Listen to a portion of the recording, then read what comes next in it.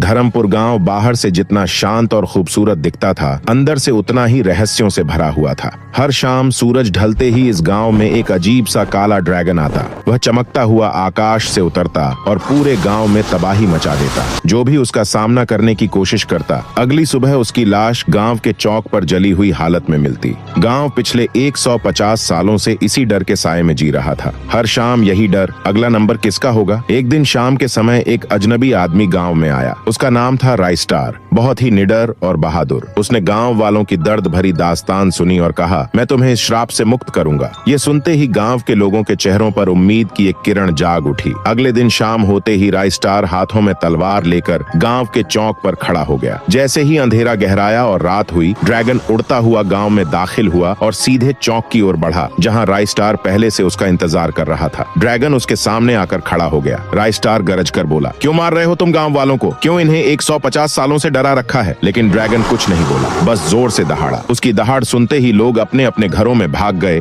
और दरवाजे बंद कर लिए। मगर राइस्टार बिना डरे उसकी आंखों में देखता रहा और सवाल करता रहा। गुस्से में आकर ड्रैगन ने आग का हमला किया। आग की लपटें राइस्टार पर पड़ी और वह बेहोश हो गया। इसके बाद ड्रैगन वहीं से गायब हो गया। अगले दिन जब राइस्टार की आंख खुली तो वह अपने घर में था। थका हारा बाहर निकला और दृश्य देखकर हैरान रह गया। पूरे गांव में हर जगह लाशें बिछी हुई थीं। अंधकार ने गांव को ढक लिया था। गांव का मुखिया शवों को देख देख कर जोर जोर से रो रहा था। राइस्टार धीरे धीरे उसके पास गया और कांपते हुए पूछा, मुखिया जी, ये कैसे हो गया? किसने किया? दर्द भरी आवाज में मुखिया बोला, राइस्टार, तुम्हारे बेहोश होने के बाद ड्रैगन गायब हो गया था। हमें लगा वह चला गया, लेकिन आधी रात को जब पूरा गांव डर के साए में सोया था, तब वह अचानक फिर आया और गांव के बीचों बीच रुककर जोर जोर से दहाड़ने लगा। उसकी दहाड़ इतनी खतरनाक थी कि लोगों के कान से खून बहने लगा और अगले ही पल उनके शरीर के चिथड़े उड़ने लगे। बच्चे बूढ़े किसी को नहीं छोड़ा। सुबह होते होते पूरा गांव खाली हो गया। यह सुनकर राइस्टार की आत्मा भीतर तक कांप उठी। उसने सोचा, यह कोई साधारण ड्रैगन नहीं है, इसके पीछे जरूर कोई गहरा रहस्य छुपा है। शाम होते ही वह सीधे अपने गुरु मंकी किंग के पास गया और रोते हुए गांव की सारी घटना बताई। गुरु ने कहा, बेटा, यह कोई मामूली ड्रैगन नहीं है। यह सालों पहले इंसान हुआ करता था और इसी गांव में रहता था। एक दिन गांव के मुखिया ने इसे अपमानित करके गांव से निकाल दिया। अपमान इतना गहरा था कि उसने पुल से कूदकर अपनी जान दे दी, लेकिन मरते समय उसने श्राप दिया और वही श्राप उसे ड्रैगन बना गया। तब से वह गांव को नष्ट कर रहा है। राइस्टार हैरान रह गया और बोला, गुरुजी, अब मैं इस ड्रैगन को कैसे हराऊं? मंकी किंग ने कुछ मंत्र पढ़े और एक जादुई भाला उसके हाथों में दिया। बेटा, यही उसका अंत करेगा, लेकिन याद रखना, रात होने से पहले ही इसे मार देना। राइस्टार वहां से सीधा गांव के चौक पहुंचा और ड्रैगन का इंतजार करने लगा। आसमान में गड़गड़ाहट हुई और ड्रैगन उतरकर सीधा उसके सामने आकर रुका। राइस्टार बिना डरे जादुई भाला ड्रैगन पर चला देता है। भाले के लगते ही ड्रैगन वहीं जम गया और टुकड़ों में बिखर कर